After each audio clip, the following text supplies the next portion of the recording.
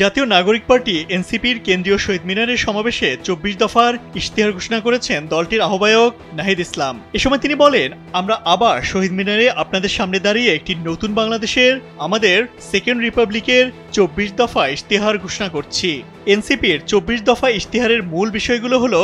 নতুন সংবিধান ও second Republic, July অভ্যুত্থানের স্বীকৃতি ও বিচার, গণতন্ত্র ও রাষ্ট্রীয় প্রতিষ্ঠানের সংস্কার, ন্যায়ভিত্তিক বিচার ব্যবস্থা ও আইন সংস্কার, সেবামুখী প্রশাসন ও দুর্নীতি দমন, জনবান্ধব আইন শৃঙ্খলা রক্ষাকারী বাহিনী, গ্রাম পার্লামেন্ট ও স্থানীয় সরকার, স্বাধীন গণমাধ্যম ও শক্তিশালী নাগরিক সমাজ, সার্বজনীন স্বাস্থ্য, জাতি গঠনে শিক্ষানীতি।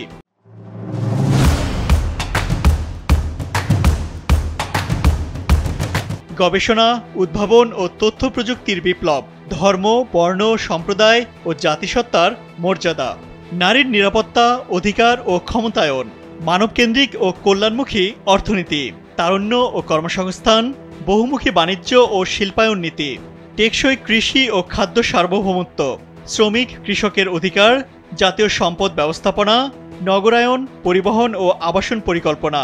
জলবায়ু সহনশীলতা ও নদী সমুদ্র রক্ষা, প্রবাসী বাংলাদেশের মর্যাদা ও অধিকার, বাংলাদেশপন্থী পররাষ্ট্রনীতি এবং জাতীয় প্রতিরক্ষা কৌশল।